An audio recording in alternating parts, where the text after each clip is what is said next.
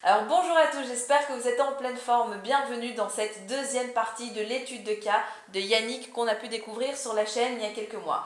Comme vous le voyez, on est dans un environnement qui a quelque peu changé et donc aujourd'hui, on va vous faire le tour du bien que Yannick a rénové et en grande partie lui seul parce que Covid oblige et puis quelques petites surprises au niveau du budget travaux a fait en sorte que Yannick a mis les mains dans le cambouis et qu'il est passé de quelqu'un qui savait mettre un ou deux petits clous, mais sans plus, à quelqu'un en fait qui finalement a fait un rafraîchissement total d'une de ses maisons. Donc vous le verrez, l'histoire est assez inspirante et le résultat est vraiment bluffant. Et je vous propose du coup qu'on fasse le tour de la maison ensemble, que Yannick nous explique un petit peu les étapes par lesquelles il est passé, qui vous montre comment est-ce que ça a fonctionné au niveau de la location. Et à la fin de la vidéo, vous découvrirez tous les chiffres et vous pourrez voir combien de cash flow net lui rapporte cet investissement. On commence le tour ? Allons-y.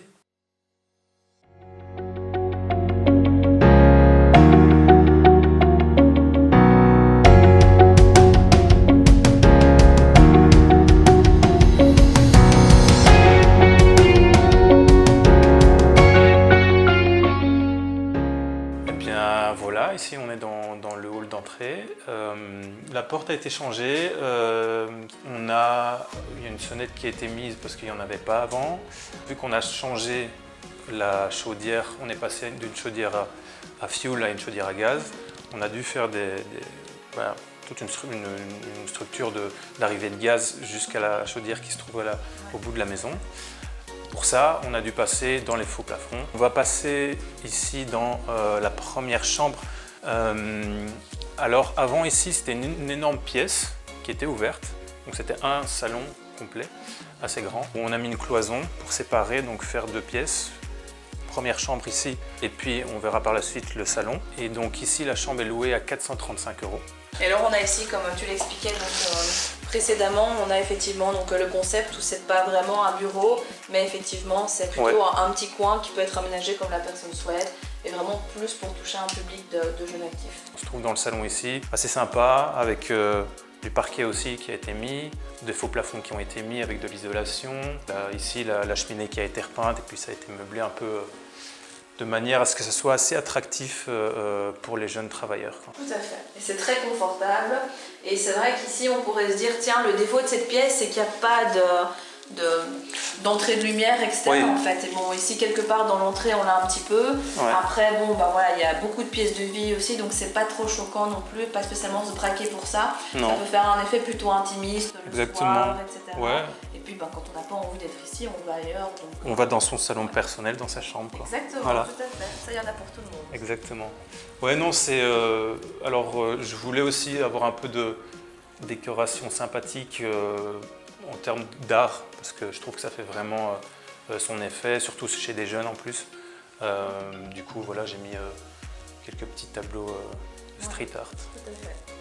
C'est une Smart TV aussi avec ouais, Disney+. Smart TV avec Disney+, donc Internet, Disney+, tout ce que les jeunes d'aujourd'hui ont besoin. Quoi.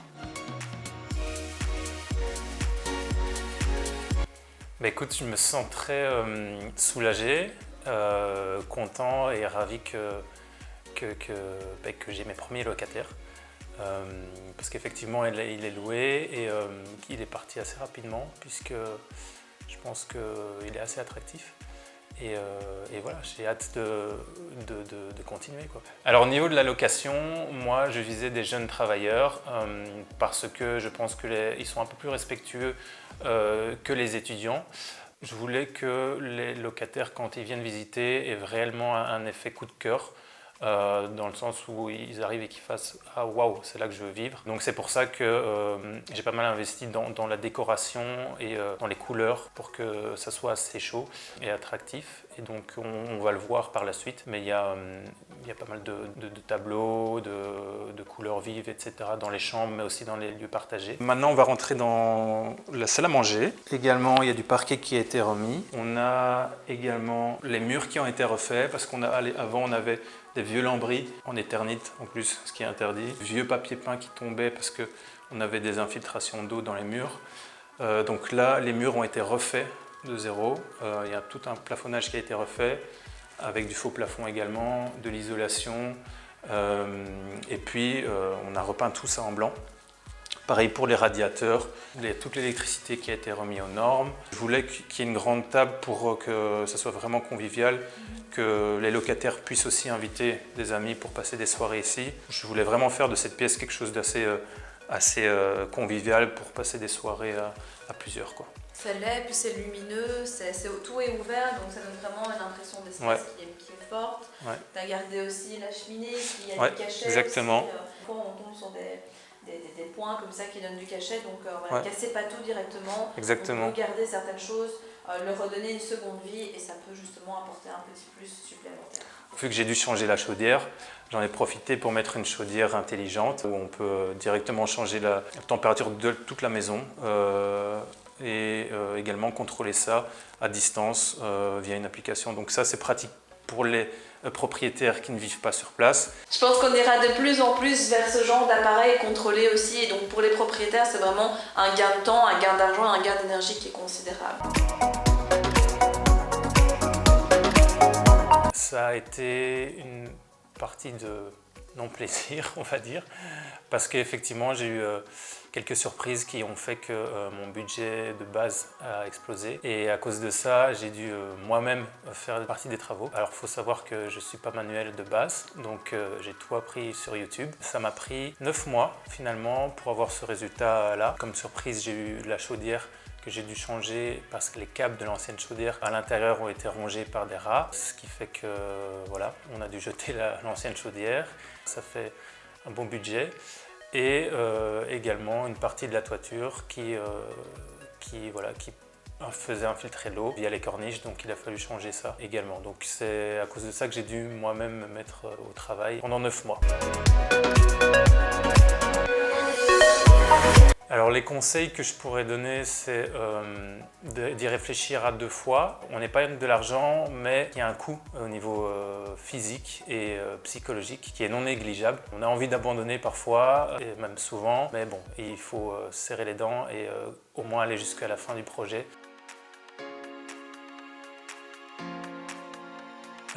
Oui, bien sûr. Depuis toujours, je recommande Elodie, pas seulement parce qu'elle est sympathique, elle aide beaucoup. Elle a une approche qui reste humaine également. Tout au long de l'aventure, elle a quand même pris des nouvelles de moi. Elle m'a aidé psychologiquement aussi en me soutenant. Je pense que c'est quelque chose de nécessaire et important, en tout cas pour un coach. Alors voilà, on se trouve dans la dernière pièce du bas, la cuisine qui a fort changé, car quand j'ai acheté la maison, elle était assez crade, on va dire. Il y avait des détritus par terre, les murs étaient remplis d'eau. Il a fallu donc les sécher et puis les réparer. Ici, on est passé sur une cuisine Ego, claire, sympa.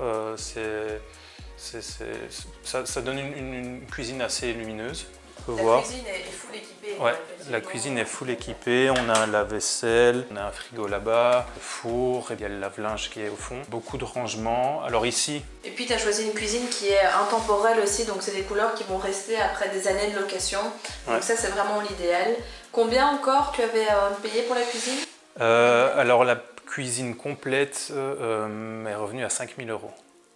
On voit qu'on est quand même sur quelque chose de qualitatif, c'est beau, c'est propre, c'est full équipé, il y a beaucoup de rangements, 5 000 €. Parfois on voit des personnes qui prennent des cuisines à 15 000 voire 20 000 pour des locations, c'est vraiment pas nécessaire. Vous allez chez un bon cuisiniste et pour un bon rapport qualité-prix, vous le voyez, vous avez de la qualité. Donc attention à pas exploser les coûts, on peut créer un effet coup de cœur avec une cuisine qui n'est pas spécialement extrêmement chère.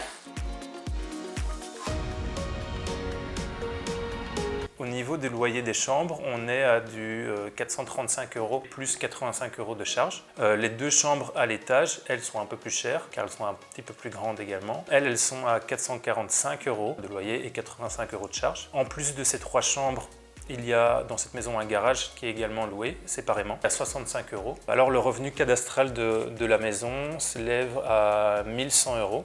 L'assurance incendie, j'en ai pour 337 € par an. L'assurance solde restant dû est à 290 €. Et la mensualité de crédit que j'ai actuellement est de 646 €. Ce qui nous fait un cash flow net de 372 €, tout en sachant qu'il reste encore une chambre à faire qui fera augmenter bien évidemment ce cash flow.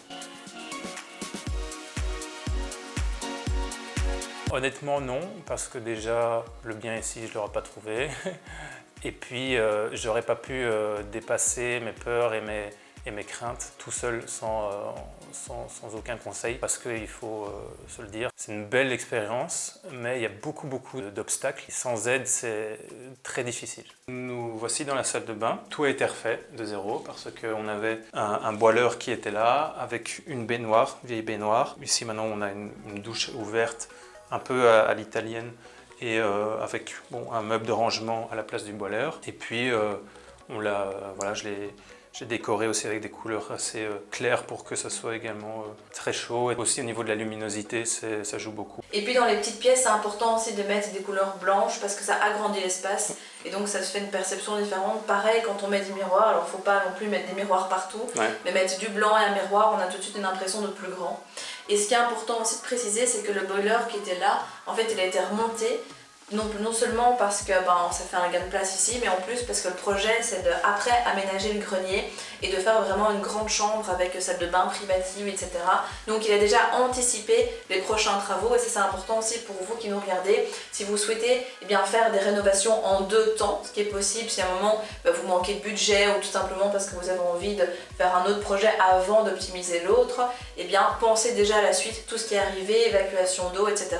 C'est important de le prévoir pour gagner du temps et surtout de l'argent au moment voulu. Alors voici la première chambre de l'étage. On avait de gros problèmes d'infiltration d'eau. C'est les corniches qui étaient cassées et qui laissaient l'eau s'infiltrer dans les murs. Les châssis là qui ont été changés, des rideaux qui ont été mis. Et puis on a meublé ça d'une façon à ce que ça soit, comme pour la chambre du bas, vraiment attractif avec différentes couleurs et des tableaux pour que ça soit assez sympathique. Et une petite partie salon également pour avoir son intimité quand on ne veut pas rester avec les autres en bas dans le grand salon. Tout à fait. Et puis on a des petits détails qui font toute la différence, comme des petits crochets pour mettre son linge sale qu'on a emporter avant d'aller en bas dans la cuisine. C'est des petits détails comme ça, mais ça fait la différence. C'est comme ça qu'on se démarque aussi. On est ici sur une surface de 15 mètres carrés, donc tes chambres sont vraiment spacieuses. Encore une fois, elles sont claires, mais tu as pu créer un peu du contraste avec le mobilier sans en faire trop aussi. Exactement. Et c'est vraiment des principes comme ça qui vont faire que on crée le coup de cœur et c'est comme ça que tu as réussi à le créer aussi. Ouais, un conseil marketing que je pourrais donner, c'est n'hésitez pas à mettre aussi quelques senteurs dans la maison. Donc cette chambre-ci, comme on l'a dit, 15 mètres carrés, tu dois louer 445 plus 85 € de charge.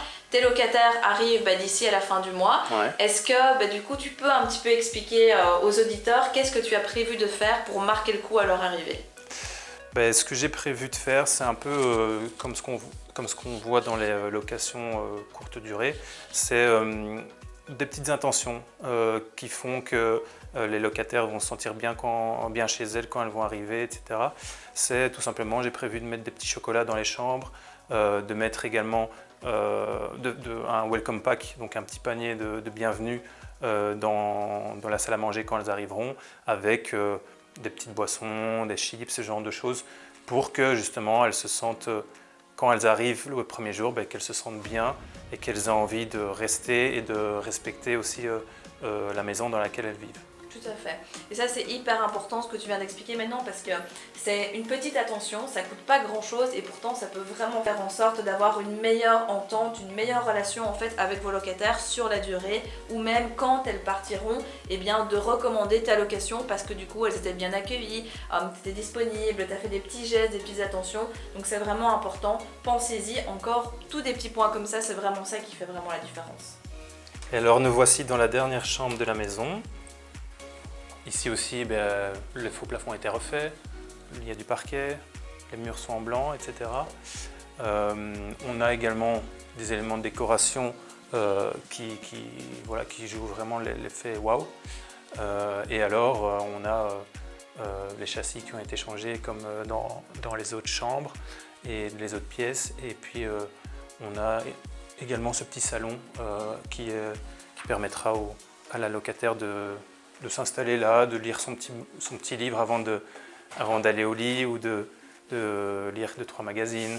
Tout à fait. Et ce qui est important aussi de bien rappeler, c'est que tout ce que vous voyez ici, c'est toi qui as fait, quoi. Donc oui, oui. franchement, c'est quand on est ici, vous allez voir sur la vidéo, on pourrait croire que c'est un entrepreneur qui l'a fait, alors que non, c'est toi, et tu peux être super fier, enfin Yannick peut être super fier de son bien, parce que regardez le travail en quelques mois, il a fait vraiment des merveilles avec cette maison qui était vraiment dans un état proche de l'Ohio, pour ne dire que ça, quoi. Ouais. Il faut être courageux, entre guillemets, il faut surtout jamais lâcher, jamais abandonner. Ce genre de résultat, c'est sympa, quoi. On a envie d'y vivre, quoi. Même moi, j'ai envie de rester ici. Et donc ici, on est dans une chambre, c'est la plus grande, hein, comme ouais. tu le disais, on est sur 17 mètres carrés en moyenne, et donc elle a aussi été louée 445 plus 85 € de charge. Exactement, ouais. Et elle a le grand avantage d'être côté jardin plutôt, et donc d'avoir vraiment le calme, bien que les autres sont calmes aussi, mais celle-ci elle est vraiment, c'est la meilleure chambre de la maison, quoi. Effectivement, ouais. D'ailleurs, c'est celle qui a été louée en premier. Oui, elle est partie très vite, ouais. Et alors un petit détail mais qui fait toute la différence aussi, c'est le fait que tu aies mis des clés sur les clinches, en fait sur les portes d'entrée, tout simplement parce qu'en plus, comme c'est des filles qui ont loué, ça peut vraiment les sécuriser, donc aussi pensez-y, quand vous faites une colocation, c'est toujours bien pour le confort mental et le confort tout court en fait des personnes d'y penser, de le rajouter, mais si on ne budgétise pas, c'est encore des frais qui s'ajoutent après. Donc aujourd'hui, vous avez découvert le résultat final des travaux qu'a entrepris Yannick lorsqu'il est devenu propriétaire. Qu'est-ce qui est important de retenir dans cette vidéo? Premièrement, c'est le fait de faire ses travaux tout seul. Ça peut être tentant de se dire, ok, je vais économiser un petit peu d'argent en faisant les travaux moi-même. Ok, ça va me prendre un petit peu plus de temps, mais j'y vais. Et pourtant, comme il nous l'a expliqué dans cette vidéo, mais ça n'a pas été toujours facile. C'est-à-dire qu'à la base, il n'y connaissait rien et surtout, psychologiquement, c'était dur parce que c'était le matin, le midi, le soir, après le boulot, le week-end. Enfin, tu étais tout le temps occupé dans tes travaux. Et donc pendant plusieurs mois quelque part, tu as sacrifié aussi une partie de tes activités, une partie de ce que tu faisais dans ta vie de tous les jours. Et je peux comprendre qu'à un moment on se dise en fait j'y arriverai jamais, c'est difficile, chaque fois il y a toujours quelque chose de mieux à faire, comment est-ce que je vais faire, etc. Donc vraiment faites attention à ça, ça peut être tentant de le faire mais ça doit vraiment avoir un sens. Je pense que, maintenant l'avantage c'est que tu as acquis beaucoup de compétences et qui vont te servir pour la suite de tes investissements, mais je pense que si vous démarrez et que vous n'avez aucune compétence, il vaut mieux passer par une entreprise qui s'y connaît ou vraiment terminer par des finitions, que ça soit placer le parquet, et encore on a vu que parfois c'était un peu difficile de le faire aussi, refaire la peinture, des tâches comme ça qui quelque part sont facilement accessibles et qui vont vous faire gagner de l'argent mais vont pas non plus trop vous ralentir. Donc attention à cette partie-là.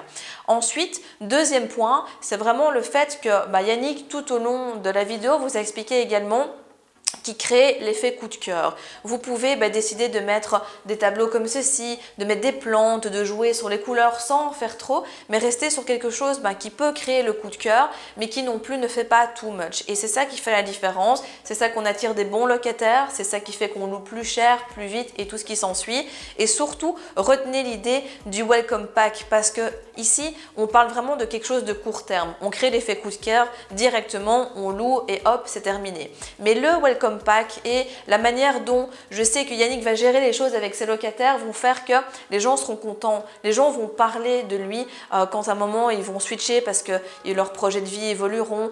Et l'immobilier, n'oubliez jamais que ce n'est jamais du court terme, mais c'est du moyen voire long terme. C'est-à-dire que les actions que vous faites maintenant auront vraiment un impact sur la suite de votre cheminement d'investisseur. Et le but, c'est quand même de pouvoir enchaîner, de réinvestir. Et s'il faut toujours être là pour avoir des rotations, des turnovers, s'occuper des locataires, ça va vous ralentir dans votre parcours. Et alors, troisième point que j'aimerais vous récapituler aujourd'hui, je vais m'appuyer sur la phrase du tableau de Banksy, « There is always hope ». Donc il y a toujours de l'espoir. Quand Yannick a commencé l'accompagnement, à la base, il était parti sur un bien où il y avait énormément de travaux et finalement, ça n'a pas été. Donc on a fait en sorte d'avoir des refus de prêt.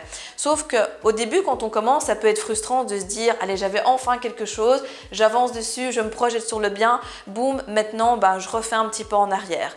Finalement, après, ce bien-ci lui a été présenté, il l'a acheté et finalement, en plein milieu des rénovations, il a eu quelques mauvaises surprises que malheureusement, il n'aurait pas su prédire. C'est-à-dire que quand le bien a été visité, au niveau de la toiture, il n'y avait aucun souci. La chaudière, pareil, tout allait bien. Donc, c'est vraiment après que c'est venu. Et là, on peut se dire, et là, il a pu se dire aussi, mais qu'est-ce que j'ai fait? Pourquoi j'ai acheté ça? Pourquoi je me suis lancée dans ce projet? Et au final, on voit que le résultat est vraiment bluffant. Il a fait vraiment ça de manière très professionnelle. Le résultat est vraiment super. Et ce que je veux dire par là, c'est que n'abandonnez jamais. Il l'a dit dans la vidéo, mais n'abandonnez jamais. Il y a toujours de l'espoir. Toujours de l'espoir pour trouver une autre opération. Toujours de l'espoir pour sortir d'une mauvaise opération en prétextant un refus de crédit. Toujours de l'espoir pour trouver une solution quand on a des problèmes sur le chantier, etc.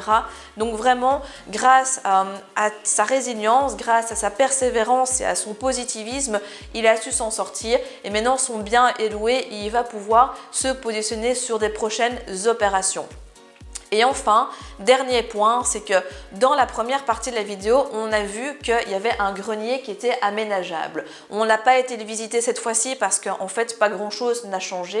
Mais surtout, dites-vous que c'est intéressant d'avoir des biens que vous pouvez optimiser. C'est-à-dire que parfois, on peut se dire « Ah ben non, moi, j'ai pas les fonds pour faire tout en un coup. Tant pis, je change d'opération et je me positionne sur une autre. » Sauf qu'en fait, en ayant le crédit maintenant, ça lui permet d'amortir du capital, ça lui permet dans un second temps, quand il a envie d'aménager ce grenier, de refaire soit une reprise d'encours, soit de remettre du cash, peu importe, soit de faire un crédit travaux et de réoptimiser son projet et de gagner plus encore que ce qu'il gagne maintenant. Donc, n'oubliez pas que tout ne doit pas être fait immédiatement, vous pouvez y aller par palier, par étage et optimiser dans un second temps. Et ce qui est important aussi de retenir, c'est que vous le voyez, son investissement lui rapporte 372 € de cash flow net pour 3 personnes. Pour rappel, nous sommes à Charleroi et à Couillet plus précisément. Donc si ça a été possible pour Yannick, c'est possible pour vous. Mais vraiment, il faut vous en donner les moyens et surtout, n'abandonnez jamais. J'espère que cette étude de cas vous a plu. Vous allez en retrouver bien d'autres sur la chaîne, donc n'hésitez pas à vous abonner, à nous laisser un petit commentaire et surtout, on se retrouve très vite pour de nouvelles aventures.